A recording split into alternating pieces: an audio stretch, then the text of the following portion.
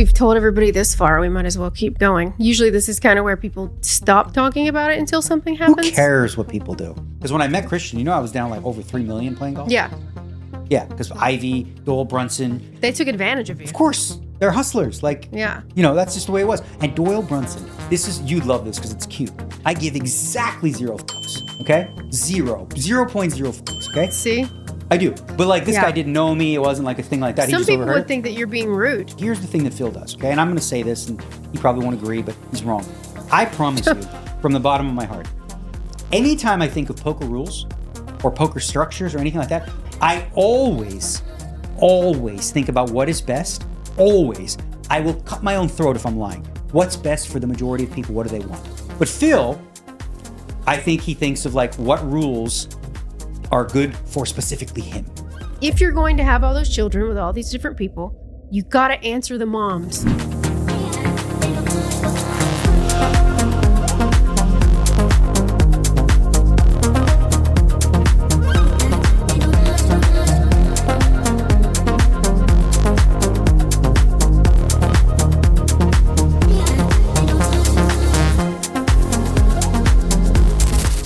The air wrap style. I'm okay with it.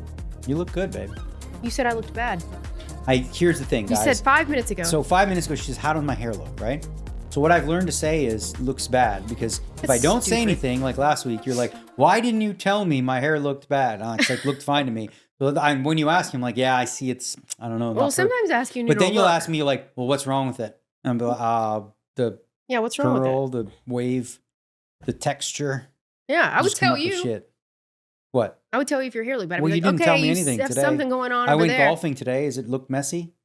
No, you probably just fixed it. I didn't do anything since golf. Oh, okay. Wearing a hat. I wouldn't tell you if your hair looked bad.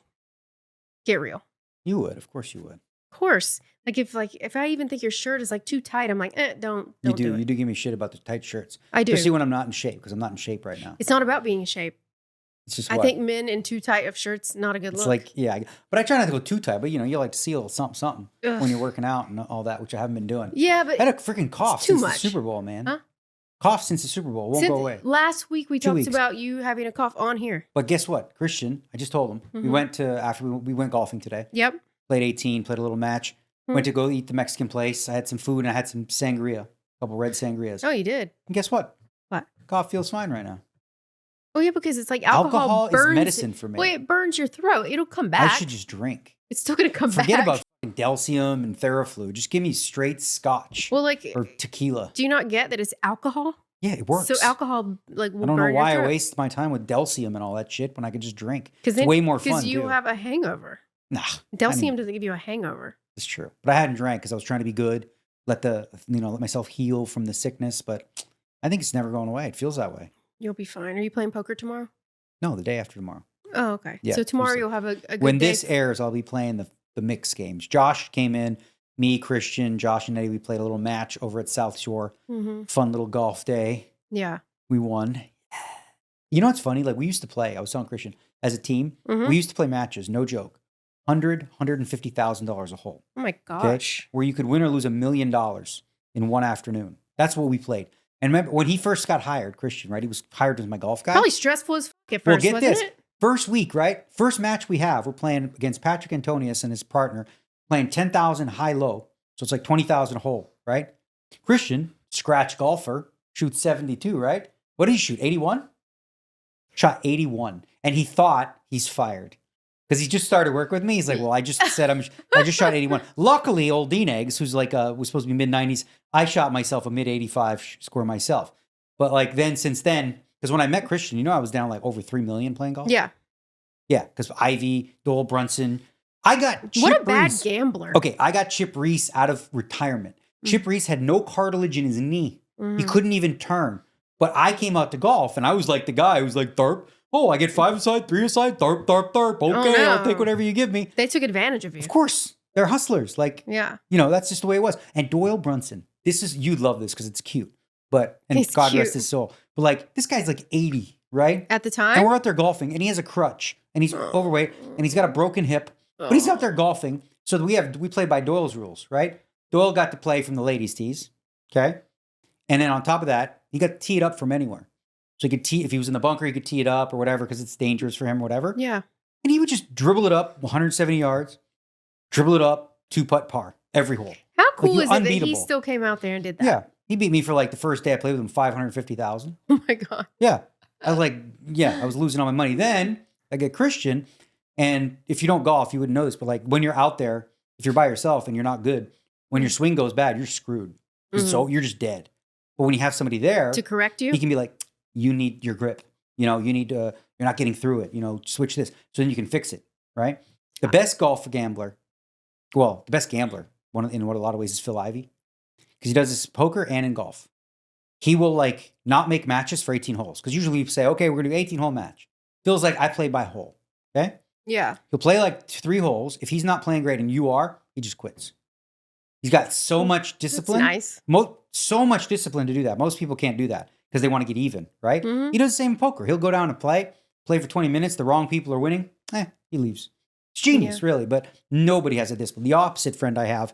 What's up, E-Dog? Isn't it like that? Isn't it bad to like hit and run some? That's the thing. He made the match that way. He never agreed to 9 holes or 18. He just said, I'm going to play till I play. E-Dog was... E-Dog liked to gamble. And he was a pushover with these killers who would squeeze and nickel. Like, my favorite was Doyle Brunson and Phil Ivey because they're like the odd couple, right? Mm-hmm. If Doyle, who's the old white Texan, then you got the New Jersey black kid. And listen, we'd show up at Shadow Creek sometimes at like 11 a.m. to play, right? And they'd be arguing over how many shots, 4, 4.5. Yeah. It's like a half shot. So start at 11, they're bicker. Like brothers, like, that hate each other but love each other. Mm-hmm. Now, it's like 3:30, 4 p.m. And we realized we're not going to play because they can't agree. What did you do? Nothing? Then they just wouldn't play. But E-Dog would do this. E-Dog would be like, I'll give you 4. Doyle's like, nope, I need 5. Nope, you only get 4. E-Dog would walk away for 5 minutes and go, okay, you get 5. Yeah, because you got to give Doyle what he wants anyway. Why? Because. This is the thing with, like, why? He's an old man. But he wasn't an old man his whole life. How do you think Doyle Brunson got rich? You told me he was 80. Yeah, then... But he still had that. That's old. I'll tell you what. You know what Doyle would do? If Doyle was 50 and he could play with an 80-year-old, guess what he'd do? He'd screw him for everything he could. I still love him. I know. I do too. He could do anything. I don't care. Exactly. Here's the thing. He's like, nobody in that world has any room. Oh, poor little 80-year-old. He's a killer, babe. Yeah. He's a killer. He's been killing his whole life. He would kill you at the first drop. And when I say kill, I don't mean murder. I just mean take your money. One of his, his last tweet to me before he passed away was about murdering you. Yeah. Because you said he was his favorite. He was your favorite. Yeah. And he said something about how do we get rid of Daniel? Yeah. Put a hit out on you. He said, put a hit out on you. He always liked you. He tells some great stories, man. Yeah. Like, if you're interested in any of those gambling stories and stuff, read any of Doyle's old books. He talks about Tony Spilotro, who was the real guy in the movie Casino, Joe Pesci, that real badass. Yeah. Like Doyle knew him, that he golfed with him and stuff like that. That's and that crazy. guy was like dangerous, like he just, well, I don't know what you'd probably be able to diagnose him with whatever disorder, but he's like a psychotic sociopath. I don't know. Like Joe Pesci seems like a psychopath. No, but in that the movie. real guy, Tony Spilotro. Yeah. If he's anything like him. Oh yeah. It's like crazy stories, man. But speaking of stories, let's get to a little update on your hour. Now it's hour because you're done. You don't have any more jabs. Mm. What's the latest on the IVF? I mean, I guess we've told everybody this far. We might as well keep going. Usually this is kind of where people stop talking about it until something happens. Who cares what people do? Well, I'm just saying for us, not for them. Yeah. For us, because this is like the part where it can go either way. Well. So on Thursday, our surrogate gets the embryo transfer.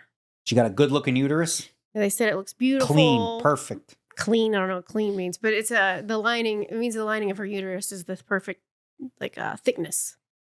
So she got a good thick uterus. What they do is they give you progesterone until your uterine lining is the perfect thickness of 12 millimeters, and then that's the only way they'll go through with it is if it's the perfect. But medications make it that way. Yeah. So like you say, when someone gets pregnant on their own, we don't know what's going on in our uterus. It could be that's why a lot of people miscarry because of, it's not perfect. But they try to make it with surrogacy the perfect environment, and it still sometimes doesn't work out. So on Thursday I'll go. You'll be playing. Mm-hmm. But I'll go. But I'm not going to be the guy who sits there while her legs are up and I'm not, looking at that's. Yeah, she told me to come though. So I'm gonna You come, you go. Yeah, for sure. You go. I'll take a video because she said, Brianna, the nurse, said that even if I wasn't there, they would take a video because they do that for everybody. There's like an ultrasound screen and you can see it going in and see it being placed inside of her. And then they'll say like success or not. Okay. And then 10 days. So in 10 days, you'll know if the pregnancy took and whether or not we're on a road to late this year having a little baby. March 8th, we'll know if the pregnancy test is positive. Can you believe we're going to have all knock on wood. Yeah, that's why it makes me like, you know. But you know who else just got pregnant? Okay, so here's the thing. I don't know the difference between the two, but there's two different porn stars who fight over banging 100 or 1,000 men. The ones you're obsessed with? Everybody. So there's one. I can't remember which one it is. I think she's the one that slept with 1,000 guys. The one that's pregnant is the one that paraded around with it all over her face, right? The one where she walked. Yeah. So apparently she's pregnant. Now imagine how do you do the DNA test? Paternity test when they're done with 1,000 dudes. You know who you slept with, right? There's a list. I'm sure they kept a list. Like imagine being the kid. Hey, what if you didn't have like great administrative people and they didn't keep a list? I bet you they don't. I bet you they don't have like good information on who the dad is. Her mom was vetting them in. I saw somebody say, because she's on birth control or whatever, and they're 99.9% effective, which means you're supposed to hit 1 out of 1,000. They're 99.9 if you take it correctly. So she did, but like, how do you know she was on par? Because if you do 1,000 guys, you only got pregnant by 1. That's not bad. That's like exactly at the ratio. Well, what are you going to get pregnant by 5? No, I'm just saying, but like you're going to get pregnant once. You're due. I'm saying if you bang 1,000 guys with protection, and it's 99.9%, Matt says you're going to get pregnant by one of them. Like even people who skip a day on accident on their birth control, the percentage goes down. Yeah. So like sometimes you don't do it at the same time or you skipped a day or whatever. But like usually you don't get pregnant on birth control if you're doing it perfectly. Yeah, but the whole point is, like I said, it's 99.9% effective. So you have sex one time, that's like a 1 in 1,000 chance. But if you do it 1,000 times, all that one needs to slip through is 1. I don't think everybody came inside her. I don't think she gave a chance for that for everybody. Because they only had 45 seconds? Yeah. Some okay, people so we narrow it down to maybe like 600 dudes. So then she's a small dog. Oh my I don't know God. why we break the math down because I'm a poker mind. Yeah. Whatever. I mean, who knows? You were interested in I hope that they like kept a list. Because what guy's going to come forward and be like, it's mine? No, God. How do you explain this to the kid? To who? Oh, the child? Never. Because you don't. This is the thing when our parents or whatever did crazy shit back then, there was no video. No, they could never. Evidence that's like there for life. Like imagine that. Yeah, imagine all of our shit's out there for life. Not even that much shit compared to what could be out there from back in the day when we were wild. Oh, all my shit. What are you talking about? We've told everything I've ever done in my life on here. No, we haven't. But anyway. We've told a lot. We've told a good amount, yeah. I mean, we just haven't told a lot of your stuff because, like, we tell everything about me, but we don't tell when you get in weird situations. Well, who do I get in weird situations with? Me. Yeah. But who do I get in weird situations with? You me. only. That's what you tell me, and I believe you. It's never happened. So we always get in weird. So I'll tell you. You're the only other people have been very jealous, so that would never happen. Okay, I'll give you a little thing. We hang out sometimes with other women. No, this is like a long time ago. Yeah, who are totally straight. Yeah. These women are straight. But for some reason, straight women question their sexuality when they're around you. And I don't do anything, I swear. Because you have that dominant, masculine kind of sexy energy. Yeah. And they're like drawn to you. And I've actually gotten annoyed. Yeah, before. Course. Yeah. Yeah. Women chasing you down. Following me to the bathroom. Yeah. Like weird shit. People wonder if I get jealous of other dudes. I'm like, no, but I definitely don't get jealous. Well, that's what I'm saying. Like, I've kissed girls and stuff with you because, like, we've gotten drunk and done things like that when we were younger. Mm-hmm. But I've never done that with anyone else. I've only been with people who were very jealous, other than you. So that would have never happened. For me, that's why you fun. didn't believe me, but it's true. Well, because it was such a natural thing. I figured, natural. It just seemed like, this is the thing to do tonight. I guess this is what we're doing. Yeah. You know, we should have Eddie in here. Yeah, talk about that one time with Eddie. Oh God, we're not talking about that right now. No, just one little thing about it. One time we played Spin the Bottle. At the Standard in Los Angeles. We did some crazy things. I fingered his girlfriend. Listen, okay. Why can't First of all, let me do this. The Standard in Los Angeles. You came to visit me in LA, and that was crazy. That was a weird night. We're not going to talk about the whole thing, but we played Spin the Bottle like teenagers. This was all Melissa's idea. It was always her idea to do these things, and we just go along with it. Ha ha ha! Everybody's drunk, and then like everybody had to kiss each other. It was so weird. Everyone had to put their hands on each other's pants. I fingered her.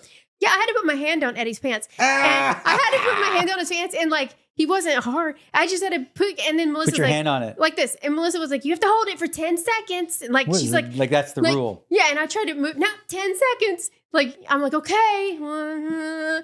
Like, Stupid we're so games. stupid. Yeah. Yeah, that was it. That was the end of that. What the hell were we talking about before that? Oh, pregnancy. So you have another one. Yeah, we don't do those things anymore, guys. It was our young days. Wild. You think I would do that now? I don't even fucking leave the house. It's true. I don't kiss anyone. Ashley St. Clair, the one that Elon just knocked up. I'm smiling so big because it's so funny to me that the number 13, 14 for him? I think 13 because you know that Laura Loomer chick? Yep. Because she's like all over this. She hates this lady. Okay. She's like a right-wing conservative something. Yeah, they both were, but she's like, she doesn't. Laura Loomer definitely is, right? Yeah, but she said they used to be kind of friends. Okay. But she doesn't like her. She lied to her or something. But she's putting out all these posts about how like this Ashley St. Clair duped him into getting her pregnant, right? Like, and they found text messages where like she's like, I want to have his rocket babies and like shit like that. And I was like, listen, if you're semi-attractive, you don't have to dupe Elon into having kids with you. It's not like Get real. He's like, you're a woman, I'm a man, I like sex. Done. I want kids. And he wants to populate the earth. That's right? what I'm saying. Spread his seed. It doesn't seem like very much trickery needs to go into it. As long as you're hot. He's going to do it. And you just get, And you just say, hey, I want to have your baby. He's like, okay. Like, all right. Let's have another one. Cool. But then it kind of creeped me out that, and maybe she did that. I don't know. How do we know? There's a few text messages out about it. The other Elon thing. Grimes, his ex. Grimes, she's the singer. Okay. Kind of odd looking, but really sweet. You remember she's wearing like crazy makeup. Elon used to say that was his favorite baby mama, I swear. His favorite baby mama? Yeah, she has 3 with her. That little ex that he totes around everywhere in the White House, that's Grimes. So did you see the other day? Grimes is not the type, she's very quiet. She doesn't like talk much about him or anything. But she's on Twitter saying like, Elon's not answering us and it's an emergency. And I've never had to do this. So I'm tweeting out for Elon. Because that's where he is. No, I'm tweeting for you to answer me because there's something wrong with one of our kids. Oh, shit. And I have to have him sign off. And something bad could happen if you don't call me now. Because apparently they had like, and I'm sure this is Elon's doing, where they both have to sign off if there's anything medical going on. Mm-hmm. But he's not answering her. And because he's, busy with Trump. I don't know what he's doing. The thing about how busy, I mean, he's so busy, but like he also seems to have time to tweet. It's like 300 times a day. And troll people. Oh, constantly. But like, if you're going to have all those children with all these different people, you got to answer the moms when something bad's happening. That's the thing. It's like, that's what I was going to ask you. It's like the Nick Cannon types, the him types who just like spread their seed and have countless babies. Like, well, I mean, if you're taking care of them, like, I mean, yeah, teach his own, but like, I wouldn't do that because I feel like it's you want to be the dad. Because it feels like a lot of broken homes. Yeah, you're basically like creating a bunch of broken homes if you're not going to be there as you can be. It's just too much. Listen, I have no judgment. People can do what they want in their own house. Agree. I don't care. I'm just saying I wouldn't do it. Yeah, it just seems stressful. It seems stressful, and I actually felt really bad for her, the way she was tweeting. And she's like, I don't want to do this. Yeah. Didn't that Ed St. Clair like tweeted at him and then took it down? Because he finally called her? Right. It was like some Valentine's Day. I just want everyone to know, I just had Elon's 13th child. Okay. And it was like, everyone's like, oh, ha, ha, ha. And like, what's that one's name? XLR440963? I don't know. I guarantee you that he had something to do with the name. And we don't know yet. I bet you it's something crazy. Little X. Like his name is like this long. It's got like numbers and hyphens. Well, they had to change it because on a birth certificate, they wouldn't let him do all those numbers and weird symbols. They say that you're not allowed to in America. Remember when Prince changed his name to like a symbol? You don't remember this? A symbol of what? Yeah. So Prince was Prince. And then he changed his name. He's always Prince. Where he was just a symbol. Like it was just a symbol. Like it was like a circular thing. Maybe you can find it. Guess that didn't catch on. Yeah, it was a thing. But no one called him a symbol, right? They called him Prince. This symbol formerly known as Prince or some shit like that. I don't remember. Yeah. But yeah, he did that too. I don't know. It's weird. Yeah. I mean, I guess people do that. You would just want one name. Would you ever want one name like Madonna? That'd be cool, right? You're just Madonna. You're just Prince. Like, I mean, when you get to the one name thing is kind of cool. Just having one name? I think you have to be very big celebrity for that to work. Right? J-Lo, I guess. I mean, yeah. You got to like break the mold, be somebody that... I heard she hates that though. J-Lo? That she never came up with that. Media came up with that, and she doesn't love it. Well, Melissa came up with DNegs. I like that. Yep. That Years was a good ago. one. That's her. She gets all the credit for the Yeah. DNegs. Yeah, I like it. She's good with nicknames, actually. Mm-hmm. She comes up with good ones. Mm-hmm. Yeah. I asked her, I haven't talked to her in a while. My fault, because I'm the worst. But I asked her if I talked about some of our bad stories, like that one at the Standard. Would she care? And she's like, no, go after it. Tell all of it. Mm-hmm. Tell them. I'm like, okay. So you said what were you saying? You don't so like let's just quickly like you just have that habit of like sometimes you just don't text her back. It's not her. Just everybody. It's life, everybody. Yeah. And it's not that I don't want to. I feel like once you haven't talked to somebody for a while and say you've been in a depression or whatever you're going through, say like through the fertility stuff and all that, I got down a lot. When you do that, when you have to catch up, it's so mentally exhausting for me to have to like talk about everything I'm going through because they're going to ask, but also I have to ask what's going on with them because I'm not an asshole. So I have to like catch up on both sides. Mm-hmm. And it takes a really long time and it makes me anxious. The thought of having to like start, it's just the starting. Like if she came here and we talked and like, that would be okay. But like, just, it makes me insane anxious to do it. But do you also experience guilt when you don't text people back? Yes. Yeah. Because I'm done. I mean, Regev, I gave up. I waved the white flag. Because it's not about you. You know, for the 1,000th time. You know what I mean? It's not about you. I get it. It just sucks. It feels that way for you, but it's not. No, I mean, I get it. But, I get it. It just sucks because it's like, well, what, And okay. I bet you at some point he'll want to. It's just sometimes. Well, that's the thing. I know if I'd go there, he's not going to, and we'd be fine. But he's just like, it's but no like one you said, the likes longer you go where you don't talk to somebody, the harder it is to respond. The longer you go to, but also if someone's in active depression, it feels impossible. It feels too tiring. Like every little thing, you're just trying to like get up, take care of yourself. If he's in that kind of way, it's hard for him to talk. And he doesn't want to just talk to well, anybody. Yeah, I mean, imagine it's hard for you, for anybody, because like, I mean, you're obviously self-aware enough to know that like someone's texting you, you don't text them back. Part of them is going to judge you and say like, what a bitch. Like, why don't you? Yeah. So then you have to live with that. So you have to balance like, okay, should I text them back? But I don't feel like it because I have all this anxious energy and I don't really want to do it versus like, okay, I'm just going to be the bitch friend who is non-responsive. Yeah, it depends on the day. You just go day by day. Yeah. I mean, if I'm feeling really down, I can't do it. I'm not doing it. Yeah. It feels like. But then if you don't do it like for a day or two, right? Now it's a day or two. And then like you do feel better. Do you do it then or you just, now it's too late? I don't ever just feel bad for a day or two. So, okay. So like 2 weeks. Like say like bipolar people, it's weeks to months is how it goes. So it's like depressed or you have good moments, but the depressions are always long. They're not just a few days. They're always long. You know that. So then when you come out of them, by that point, it's too late. I don't know if it's too late. I'll answer back. Or does it feel like it's too late? Sometimes. So because you won't answer back, you usually like if they text again. Yeah, and it seems selfish unless you felt what I'm talking about. Well, that's what I'm saying. I think if you ask, say 100 people on the street, if you take any sort of, depression or anything out of the equation, sure. And you ask 100 people, it's like, so I text my friend.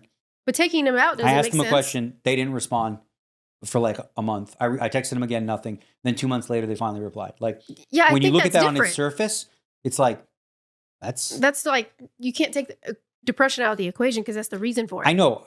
But what I'm saying is for people that don't understand that part of it, let's say the people that don't deal with that sort of thing, the natural response or the natural feeling that you will experience is like, well, either A, they don't like me. Yep. B, they're mad at me. C, they're just selfish and they don't care. I have explained it to people though. Right. But that must be exhausting too to have to explain it to people. Yeah, but I'd rather them know. Yeah. And get that like, I'm not just being an asshole. I can't do it right now. Yeah. That's it. And I wish I could have my therapist on to explain why people do these things and why it's better to take care of yourself than put energy and anxiety into someone else. Because you're not just doing it for that person. You're doing it for a bunch of different people at the time. Like, if you have a husband or whatever, you don't even mean to, but you're giving a lot of energy, your brain power, at least, to the person you're with. Yeah. You're going to do that with your kids. You're going to do that with my mom every day. Like I deal with things going on there all the time that aren't great. with my uncle and all that stuff. It's just, there's a lot of anxiety in small places. So when I can like cut it all off, I just do. Yeah. And I'm not saying it's the right thing to do. I'm just saying I do. Yeah. I think the hard part for you, of course, is like, or with me and people, is like explaining to them. So that, because like I don't want people to not like you for stuff they don't know. Mm-hmm. So, you know, if someone says, well, you know, I tried talking, like say, I'm just saying example. Yeah. I mean, I tried calling Amanda. She just, you know, she never responds. It's like, so then I don't want to get in the middle because I don't want to explain for you. Who said that? I just talked to Rachel. Nobody said it in a long, long time. Mm-hmm. I can't even remember any. There's no human being that I can think of that has said that. Well, I can think of one, but I don't want to bring them up. But like, I don't want to get in the middle of it and be like, well, she's, you know. You're allowed to say anything you want. And the truth is I seriously, if someone doesn't like me, that's not my problem. Yeah. Well, the Sorry. last person that asked me said, you know, oh, I guess she's been going through some stuff. I haven't heard from her in a while, which is somebody who used to work for us, which we know. Like, you know, Oh, okay. yeah, he was like, yeah. But I go back and forth. Yeah, he's like, I haven't heard from her in a while. Hope she's good. Yesterday. But he seems to be fine. Yesterday. But like, he doesn't, you know. Yeah. Well, we can talk about him. He doesn't care. No, I know. I'm just saying. Like he gets it. It was his birthday. I talked to him. Yeah. Because it was his birthday. I sent him a meme. I begged him if I could send him like fun dessert or something. He wouldn't let me do it. No, he wasn't having it. He's like, no, because I'm already making something, you know. But I wanted to. So I did talk to him. I just think that I think that you would probably feel worse, like your personality, if people didn't like you because of that.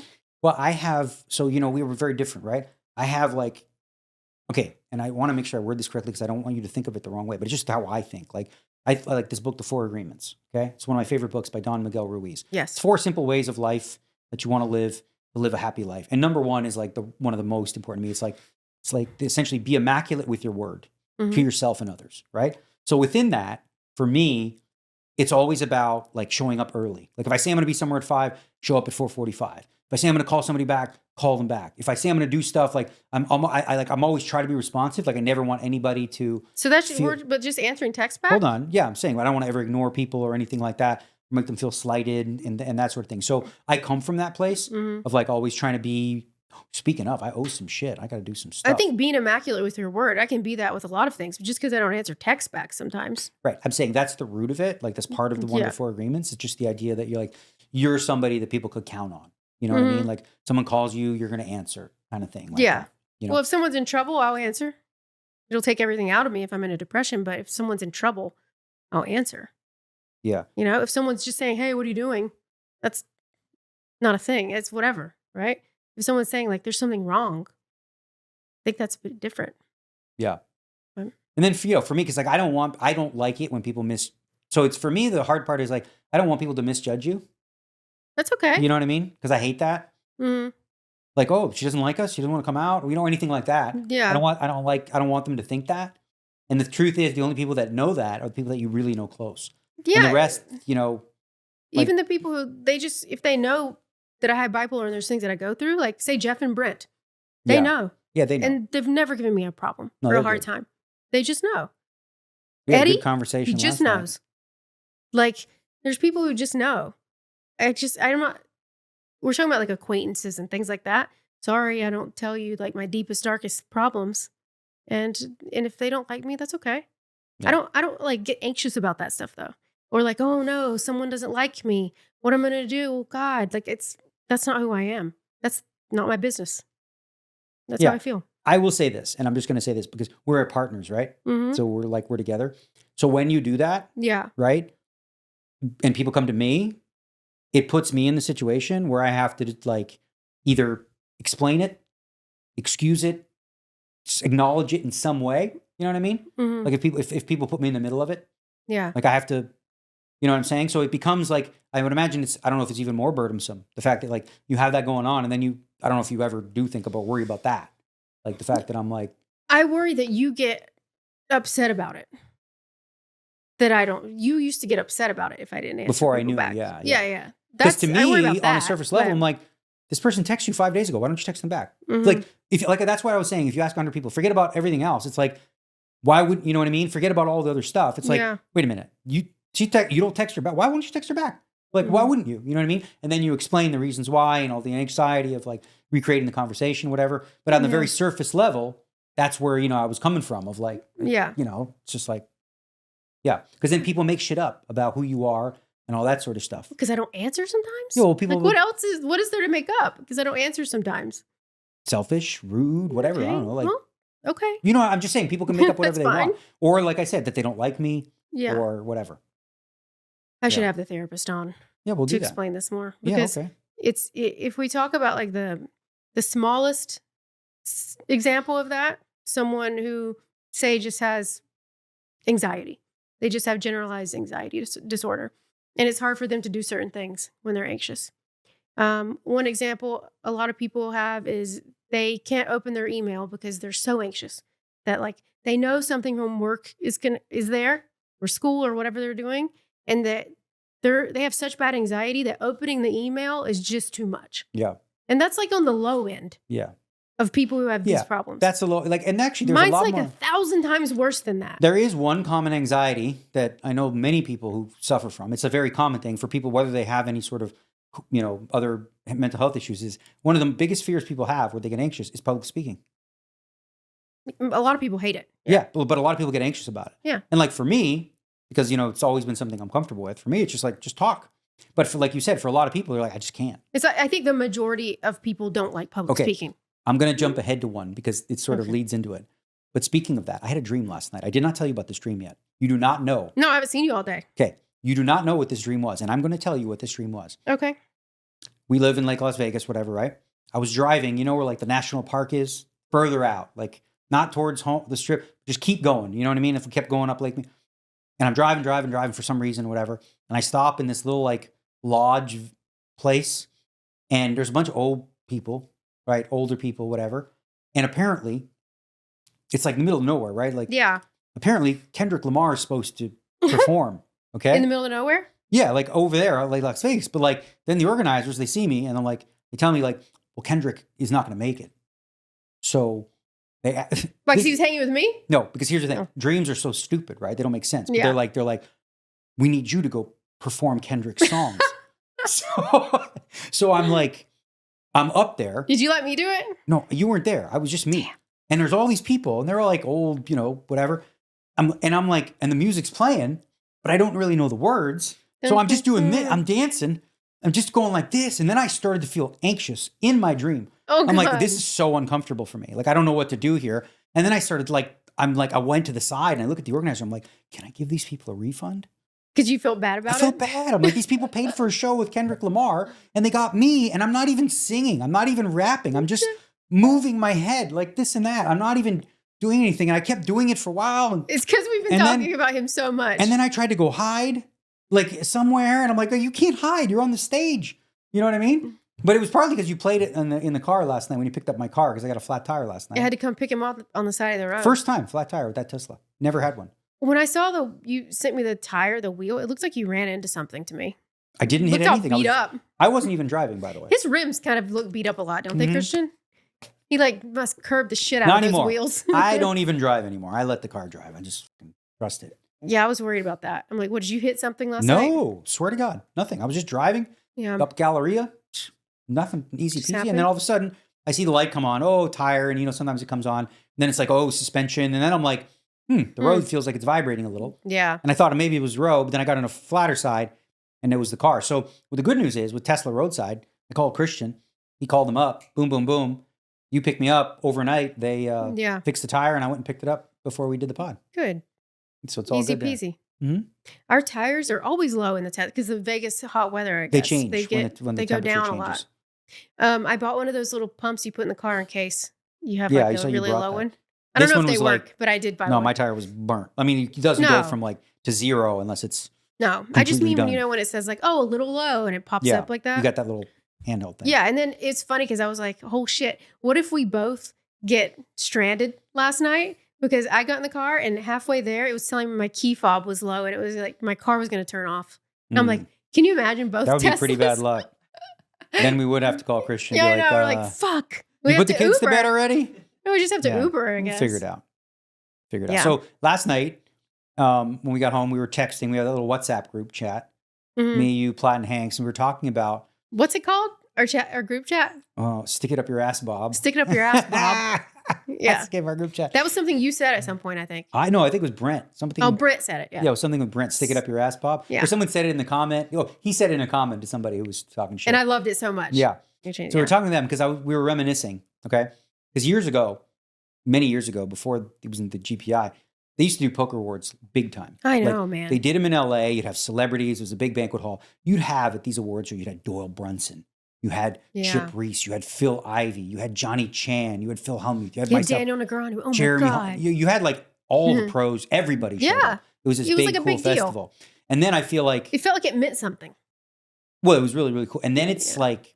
You know, I don't know, for a lot of the younger people, you might not know what the term jump the shark means. You know what jump the shark is from? You know what it's from, though? No, but I know what it means. I'm going to tell you what it's from. Okay. Happy Days. You remember the show Happy Days? Yeah. So that was a cool show where they had Arthur Fonzarelli, played by Henry Winkler. And then a few seasons in, there was like an episode where he like goes on a waterboarding thing. Yeah. And he jumps over a shark. That's not where the real thing comes from, right? That is where it jumped the shark. Oh, wow. That's when like... They're like, okay, this show's gotten stupid, right? Yeah. So it's like, it means it jumped the shark. That's it. People say that all the time. He jumped the shark. Yeah. So then like I was talking to them and they like, nobody showed up. Like as far as no players showed up. Oh yeah, I watched a little. I watched because I wanted to see Platt. Yeah. You showed me some of those. Here's the thing. I thought Platt was great. He killed it. Let's get things started. Here's a line I never thought I'd have to say in a monologue. Joe Stapleton has been nominated for Best Book.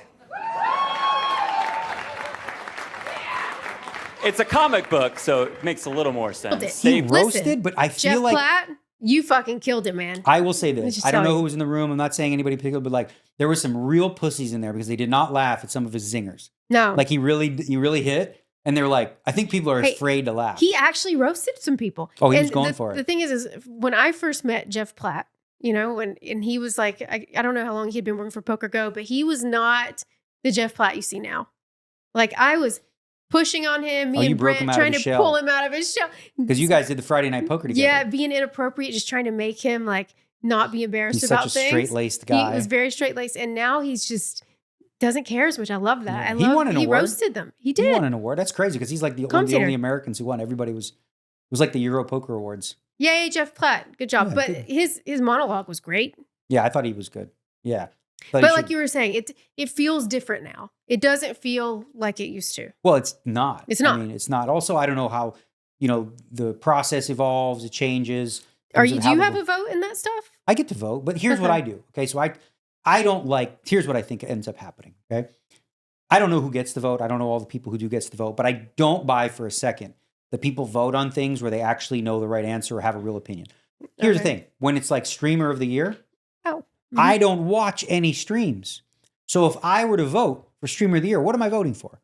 The person I like the most. Yeah. Right? I'm not actually watching, absorbing all this content. Yeah. I don't watch other people's vlogs or anything like that. So on categories where I don't actually have an opinion, like mid-mace, what's the best mid-major tournament? I don't know. So I only vote on the things that... Oh, you don't have to vote on everything? No, you shouldn't actually, but people do anyway. And that's what ends up happening is you just end up like voting for, the people that you like. I'm going to be honest. I knew almost nobody. Though that one? Yeah. I was like, who's that? Who's this? Yeah. Who's that? The newer generation. For you to not win the best vlog makes me want to their throats. Yeah. Like, I'll tell you what's funny, Are you serious right now? And so Jeff Platt gave you a great shout out. He did.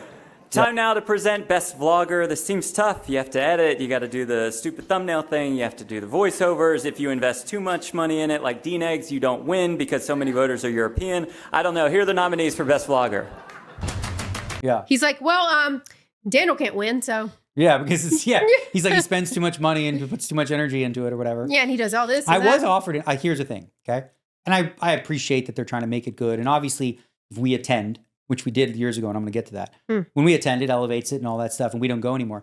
They offered me the Icon of the Year, like Icon of Poker Award. You are an icon. But I turned it down because, number one, I'm 50. I literally said, give it to Phil.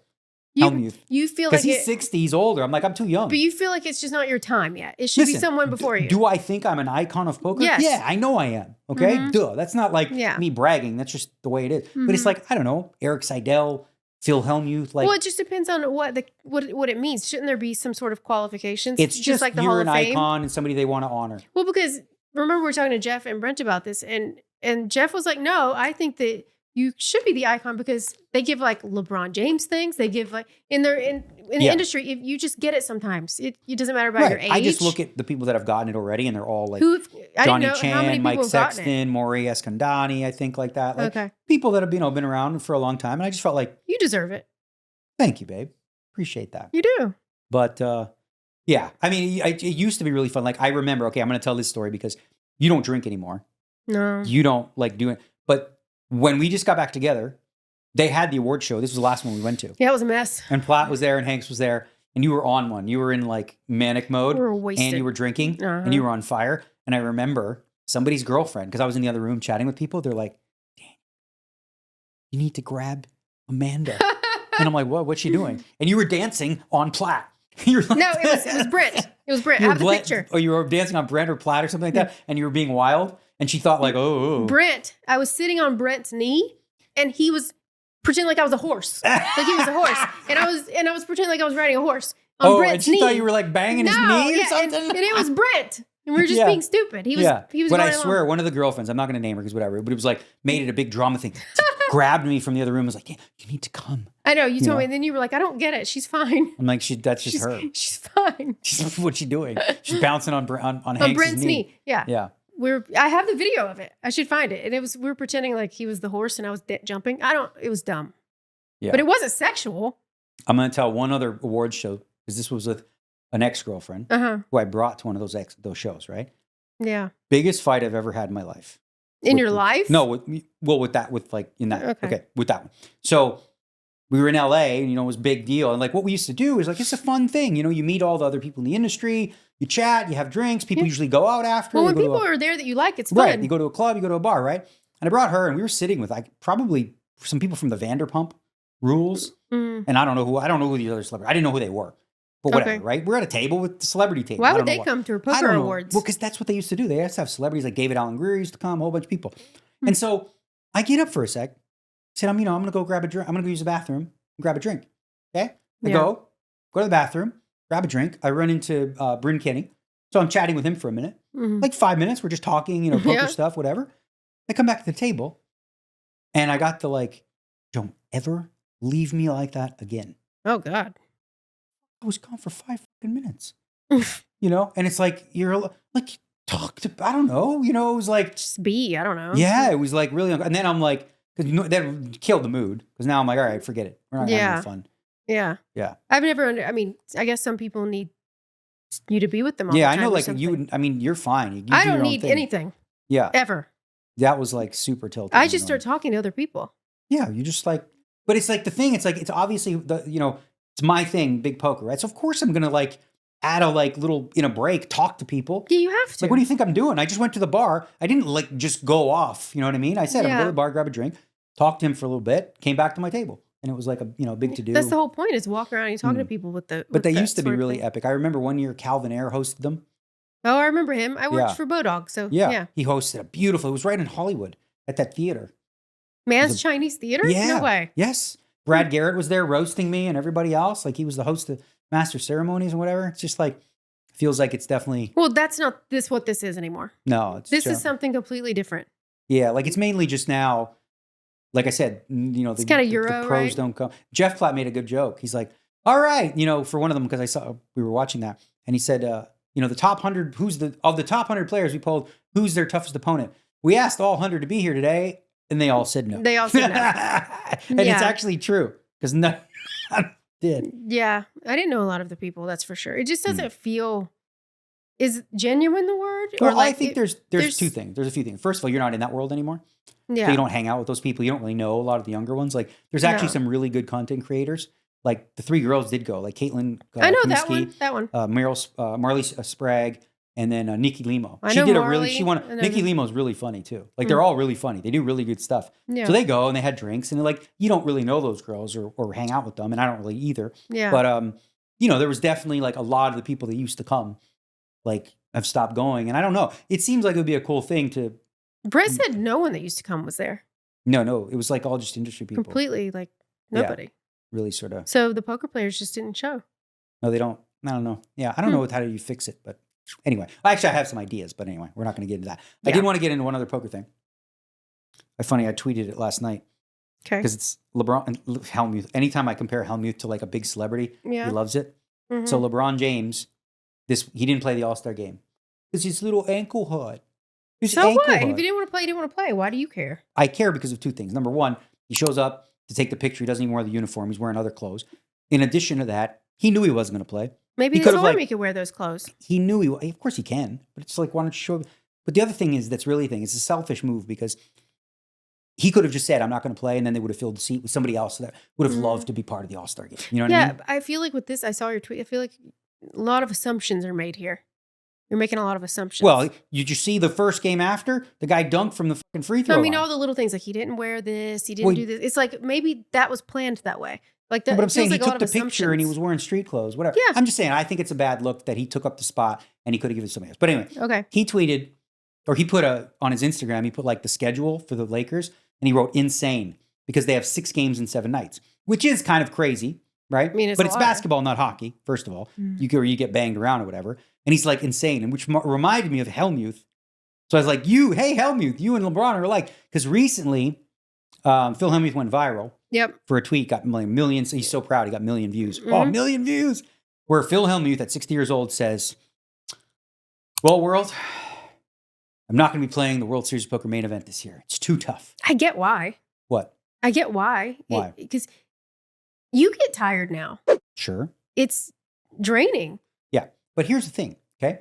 In every sport, whatever it is, as you age, It just gets things harder. get tougher. Yeah. It is. That is a part of life. So it's right? okay that he doesn't play. It's fine that he doesn't play, but here's the thing that Phil does, okay? And I'm going to say this, and he probably won't agree, but he's wrong.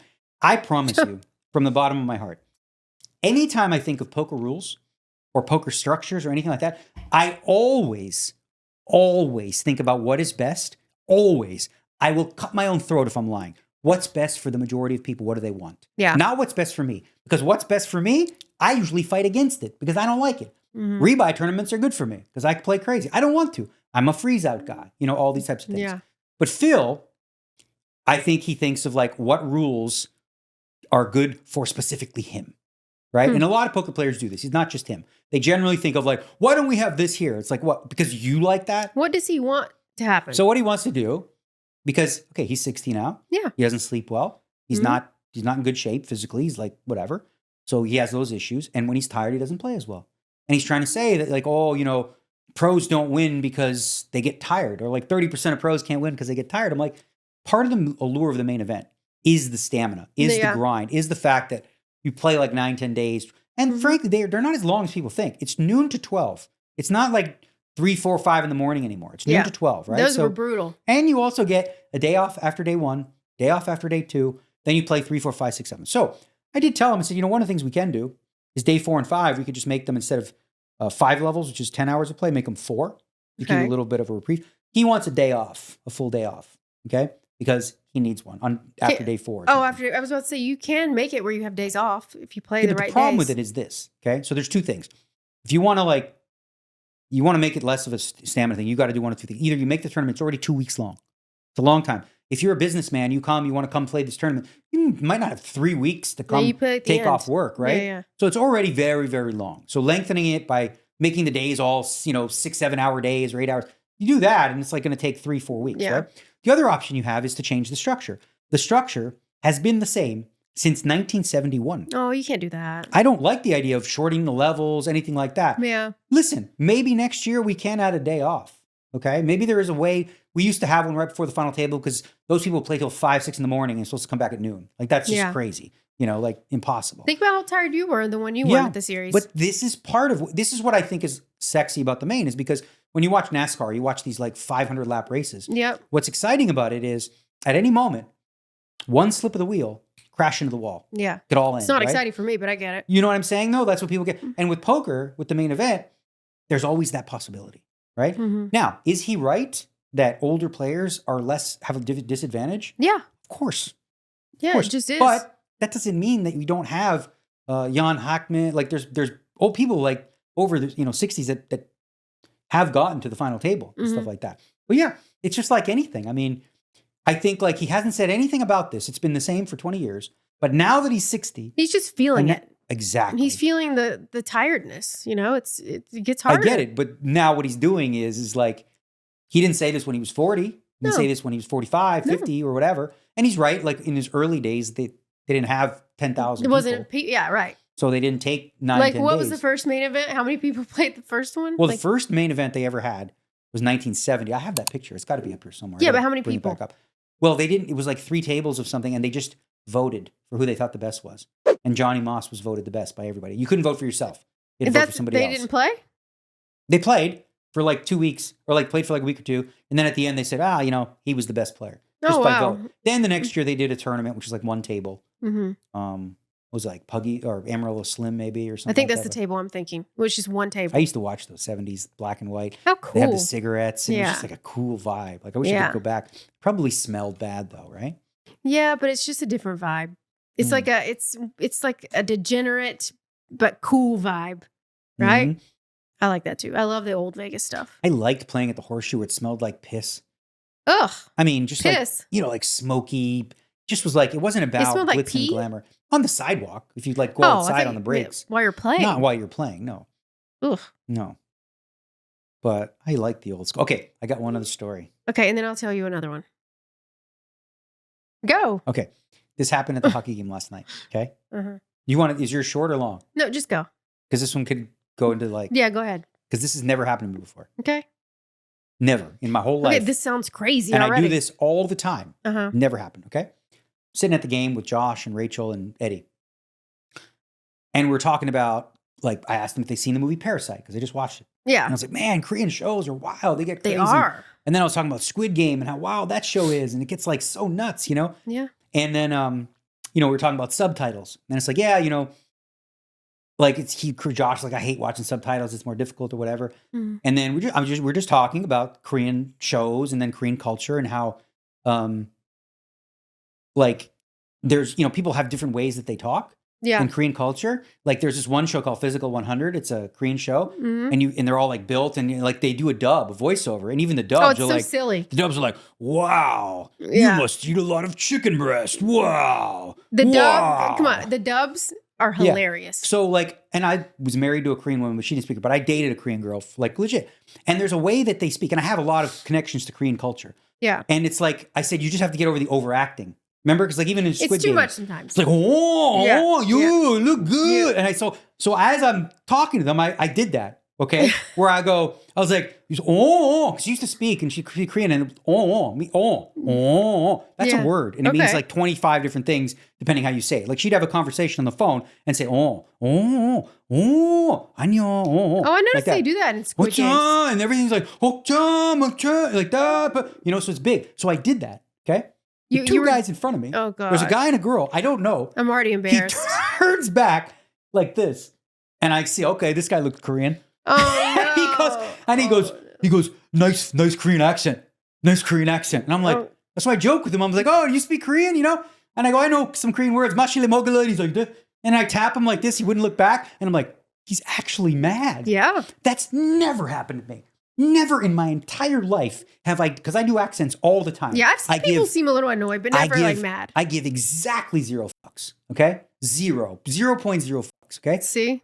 I do. But like this guy didn't know me. It wasn't like a thing like that. Some people would think that you're being rude. And I don't give a shit because that's their problem because they're wrong, okay? That's what I was saying about me earlier. That's your problem if you have a problem with me. Exactly. You know what I mean? You don't agree with mine, but with yours, it's okay. I do agree with you. I said I understand where you come from. But so I've always done accents. Whenever I'm around Indian people, Jewish people, I always do accents. I always connect with them that way. When I'm on TV playing against Ming Lee, I do the accent. I mimic them. Yeah. And it is never out of degrading them, diminishing them. It's never. None of those things are true. That's what people go to. But we've created this idea that if you do an accent of a foreigner, that you're being racist. Like, this word racist has gotten so stupid. What do you think that means? If I do a Korean accent, what do you think that means? That I do not like Korean people? That I think we're better than Korean people? No, I think that Koreans are less than, like, this word don't you has think been corrupted. Intention matters? Of course. But I'm saying the word itself has been corrupted. Like, it used to mean, if you were racist, you didn't like a group of people based on their race. Or you saw them as less. When I do an accent, when I speak Jamaican and Patois and different kind of thing, it's because I love the culture. You know what I'm saying? You like it. Yeah, man.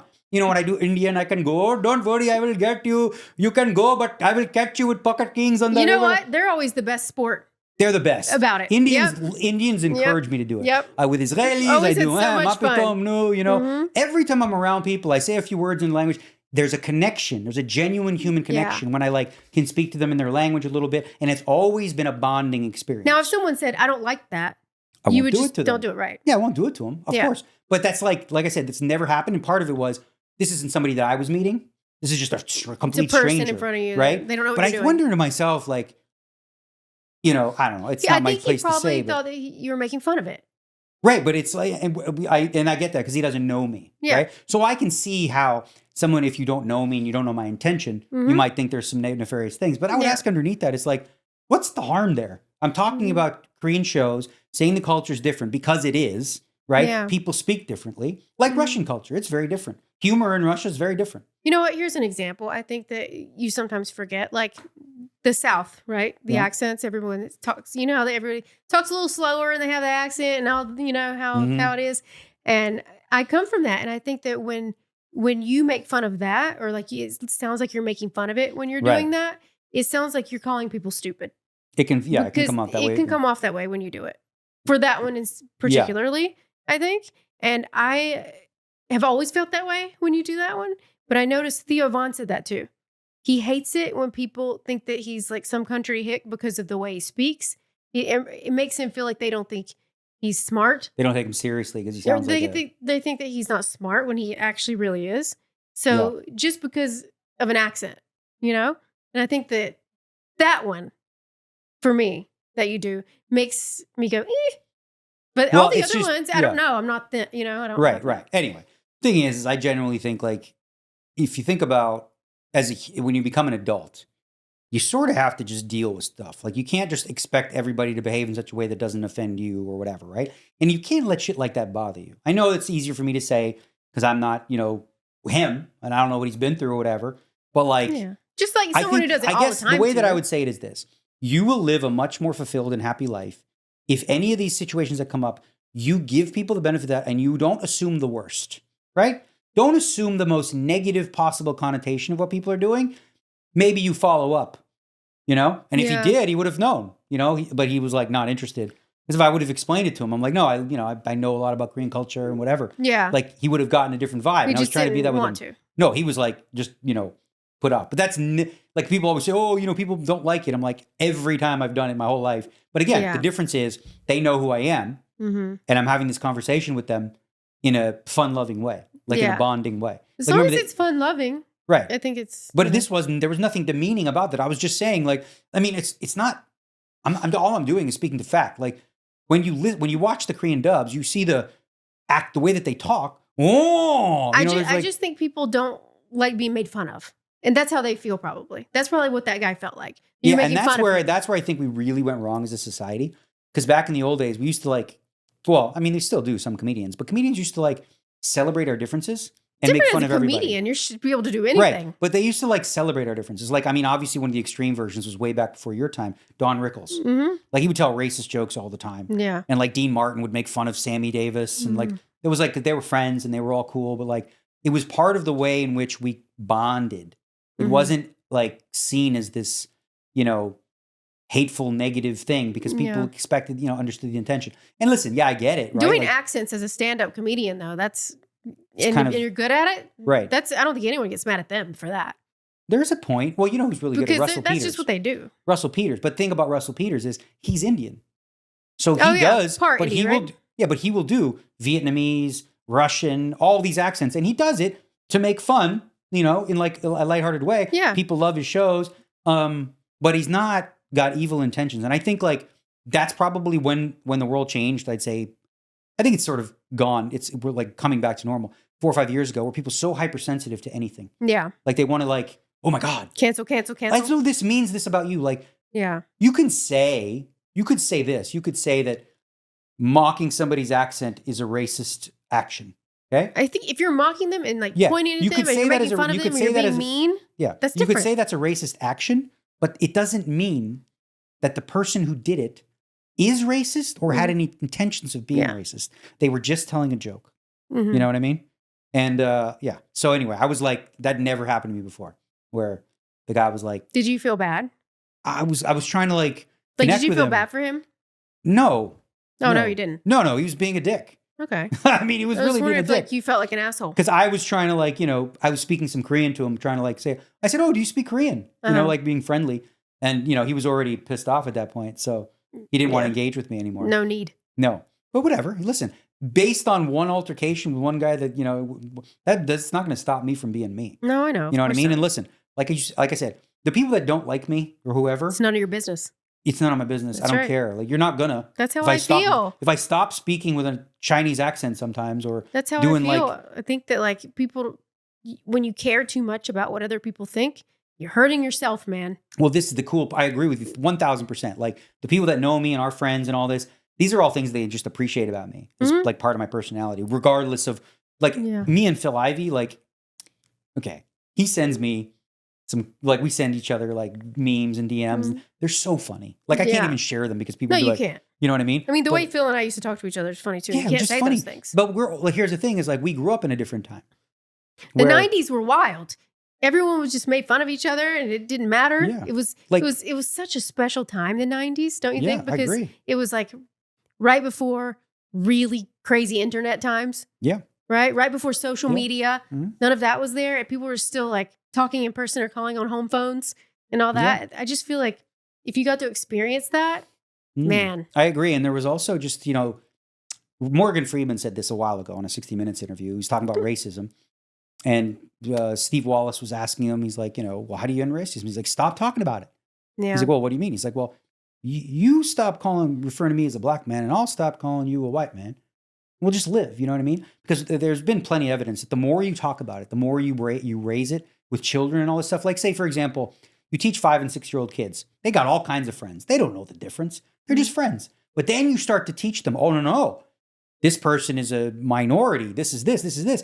Now you're literally teaching kids to see these kids that they saw as just friends as somebody different that requires a different way of being related to and stuff like that. And that creates more separation. And we saw like a huge uptick from the media and everybody else of like building the racial tensions. Like in that same interview, Morgan Freeman says, talking about Black History Month. He's like, I don't want one. He's like, why not? He's like, you're Jewish? He's like, yeah. He's like, do you want a Jewish History Month? He goes, no, I don't. He's like, neither do I. He's like, so you want to reduce my history to a month? He says. To the shortest month? Yeah, exactly. To a month. He's here's like, the thing though. I don't Black know. history is American history is the way he said it. That's his right, his point of opinion. view, yeah. And I think everybody has their own. And I don't know what it's like to be black in America. I don't know what it's like to be anything other than what I am. So I don't like putting out crazy opinions on what people should feel. No, I agree. But what I was speaking to is the evidence that we see, and they've done studies on this. It's the more you bring the topic of conversation up, and the more people walk around on eggshells when they start to feel like, oh my God, I can't say anything. The more it creates, the wider the divide, the more it actually increases the amount of racism, because now people are like not just speaking to each other like they're people. They're like, I'm speaking to you as this, so I have to acknowledge these things before I talk to you. And now it's uncomfortable. So you end up losing that bond. Like, obviously, I grew up, almost all my friends were black, right? And Toronto's the most multicultural city in the world. It really is. Yeah. There's like, in my class, it'd be like 30 different kids, 28 different countries. So because of that melting pot vibe, there really was no... racism was not even a thing. Yeah. Like, it was never an issue. Yeah. The fact that, they were black, So I'm you never white. had to grow up around that like I did. No, because you grew up in a place that was In much the more South. segregated, right? Mhm. So that was more like, so did you find there that just people were treated differently? Yes. I think that people can be assholes when they don't know any different. Like for me, like I went to high school and there lots of black people were in my classes and things, and I was friends with everybody. We all were. I didn't have that thing at school, but where you do see it is the older people. Yeah. You don't, it kind of started to, that kind of stuff started to go away. And I'm sure that the black people have different experiences than what I'm talking about even. But I noticed it with people's, like, say, parents or older people even. They were still racist. Yeah. And it blows your mind to think about, because if you get away from that town or you go someplace else, say like I moved to Vegas, moved to LA, you don't realize how racist people were. Like I didn't know because I just grew up like that. and that people talked in certain ways. And then you go back there after being gone for a while and you're like, holy shit, I can't believe people could still think that way. Yeah.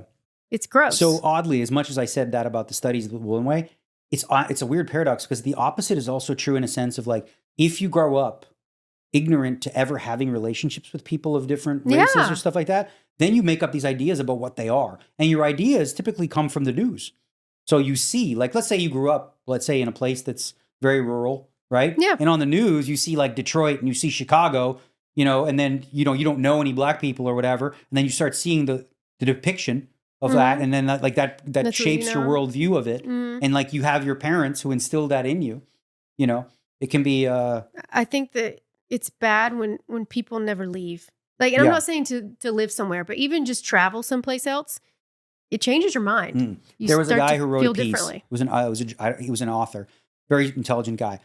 And he grew up in the Midwest, but then, went to college and it was a coastal elite. So he basically has experienced both sets of lives, right? And he talked about growing up where he did, they were talking about gay marriage. He's like, hell no. Yeah, from where I'm from, it was like that too. He's against gay marriage. He was against like a lot of stuff. Then he went to college, okay? And his roommate, Michael, was a gay guy.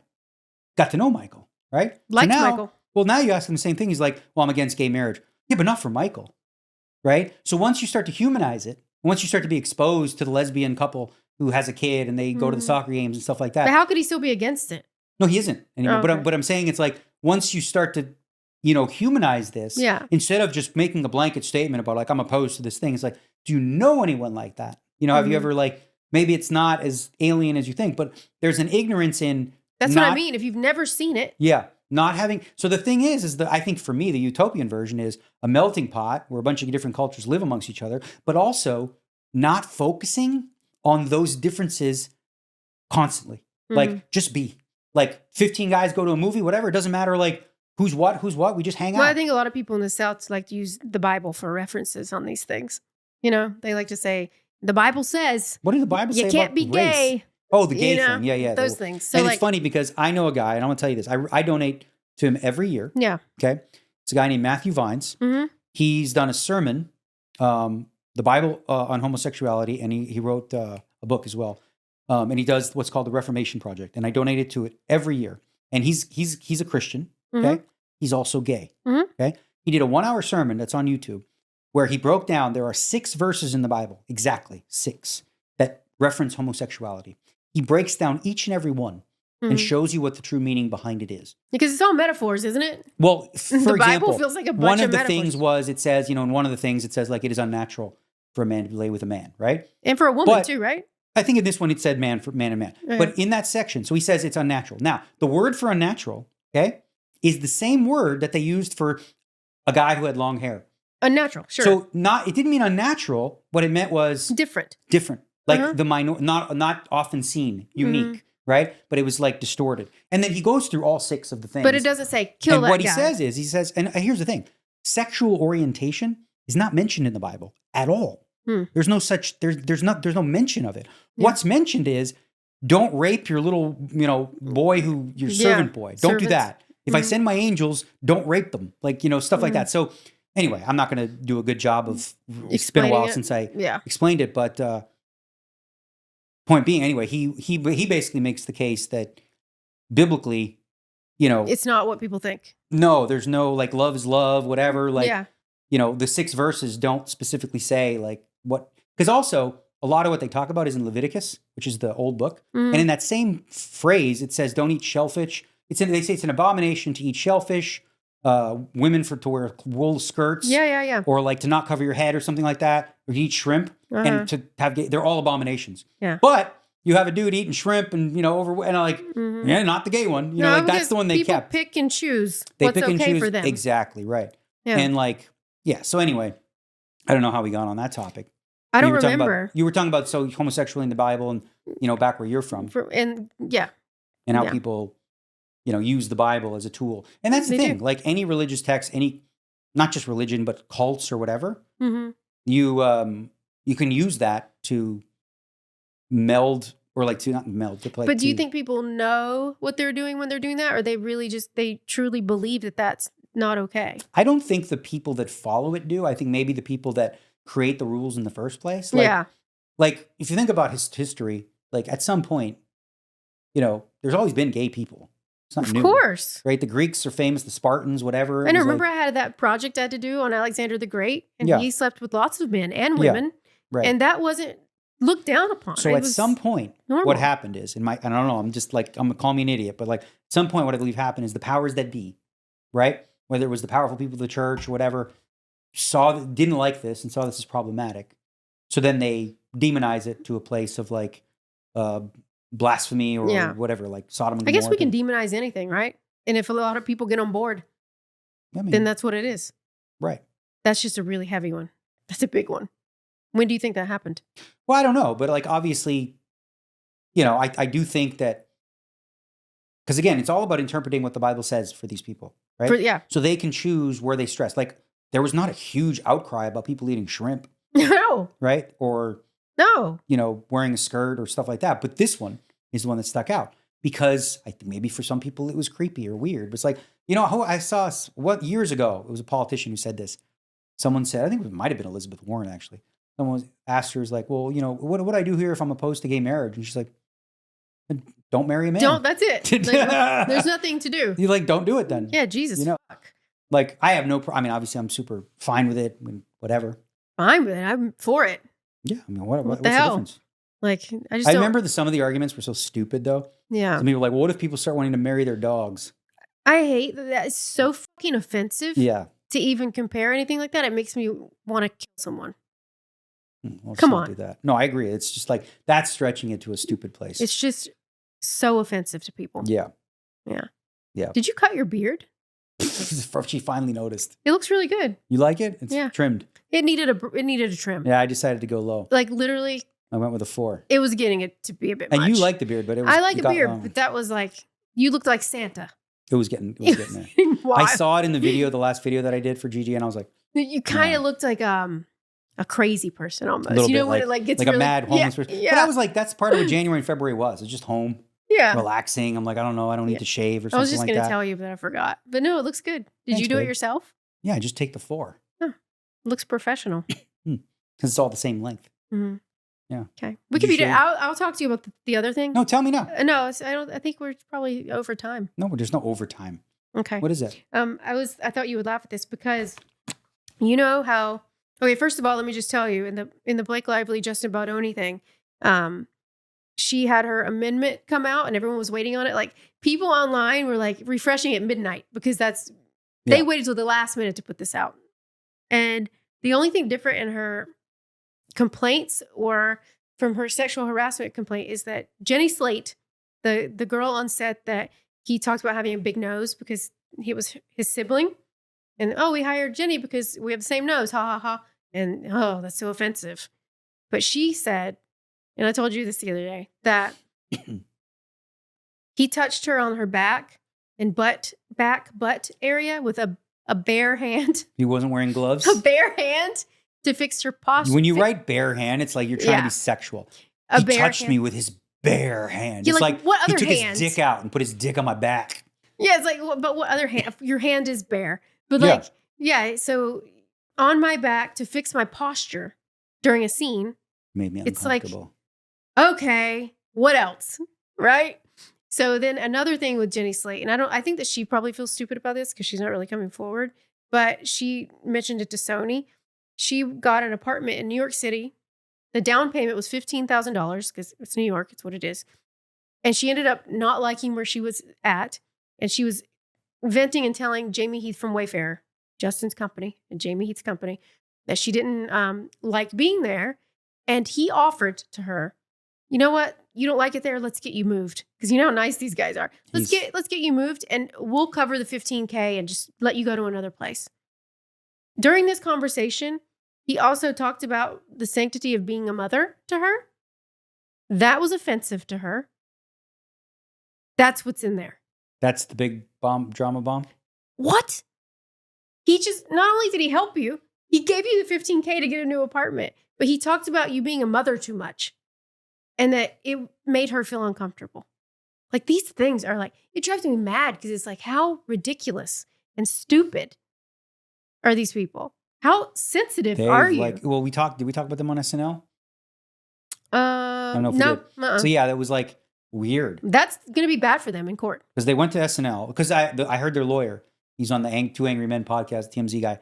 Baldoni's lawyer. Yeah. So, if you didn't see it, the 50th anniversary, there were people in the crowd, all bunch of celebrities. All celebrities. And Ryan Reynolds, he was asked like, hey, how are things? And he's like, why, have you heard anything? Haha, making a joke, right? Yeah. And she's there and laughing or whatever. Mm-hmm. And her lawyer says, or his lawyer says, I can't recall a time ever where a husband made a joke of her wife being sexually harassed.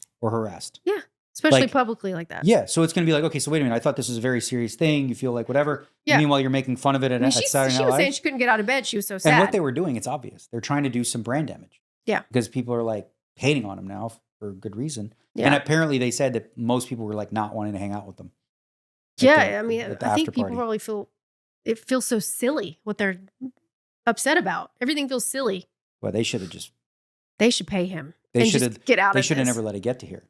Oh, but the thing about Justin, I wanted to tell you. You remember you were like, I know that guy has gone through something like Choice Center-ish because of the way he talks. He's done some transformational work for sure. It's not that, but he did one called, I brought it up for you because I knew you'd like this.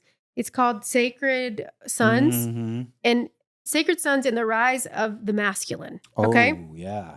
It's only men, by the way. Okay. No men. No women. And it's not what you went through, but it is like, I'm sure they talk in certain ways. Some sort of emotional intelligence thing. Well, it doesn't call it that at all either. It says they do masculine resting. They how they show men how they can be vulnerable and talk and touch each other in a way where it doesn't feel like not masculine, I guess, how our world thinks. But also there's a ton of like tantric sex classes, things like that. It's not that. It's not like a program where everyone's in a room. They hike every morning, do yoga after that. They do a tantric sex thing after that, but it's all with a woman or just the dudes? All men. So they get on each other? Tantric sex is just like touching by themselves, and moving, but like with each other they do that shit? It's supposed to be like where it's not gay. The point is people think things are gay that aren't. Seems pretty gay. Okay. Just going to say. They call them these new warrior trainings, the wild man, primal masculine force within. So it says these secretive gatherings also became the source for the cliche of men meeting out in the woods to dance naked around the fire. So they're doing weird. They dance naked around fires. They're doing this tantric sex. Yeah. They're doing these things. I'm just saying it's not what you were thinking. It's the same. But it was something. It's all the exact same family. All that stuff is all the same family. Well, it's about digging deep and getting vulnerable. I knew you would think this is weird. It's not. No, I get it. I know what that is. I know like somebody who used to be in poker. She's in one of those things now with Aubrey. What if I? It's only men though. Yeah, that's fine. They do some like men's retreat, like different types of things. But it's the same idea. The whole idea is like get your perspective, get in touch with your, whatever, all that self-help type shit. It's fine. Like the wild man. They call it Sacred Sons. But I thought that you would be interested in that. I read a whole article. Yeah, I'm going to look into it now. Yeah, I'll send you the article. Okay. Yeah. Sacred Sons, everybody. Are you going to support that? We don't even know what it is. I don't know. We don't even know what it is. I think they even had like some bad press. Let's not do that. What is it called? Sons of what? Sacred Sons. Sacred Sons, where they do tantric sex with each other, but it's not gay at all. That's just one little class. Not gay. They do a bunch of classes. They do the non-gay tantric sex version. You're so weird. Tantric sex with another dude. Is that what happened in your program? We didn't do any of that. No. Yeah, right. None. Mm-hmm. There was no tantric sex. It was not a sexual thing. It wasn't. That's what I'm saying. This feels a little different, and I'll show you why. Okay. Cool. Okay. See ya. Bye. So what do you think about Scamanda Riley? What a bitch. Ooh, what a bitch. Scamanda. Why does her name have to be Amanda? I was just thinking that. Does that piss you off that you guys have the same name? A little bit. We're like talking shit about this girl named Amanda, and that's me too. So it's weird.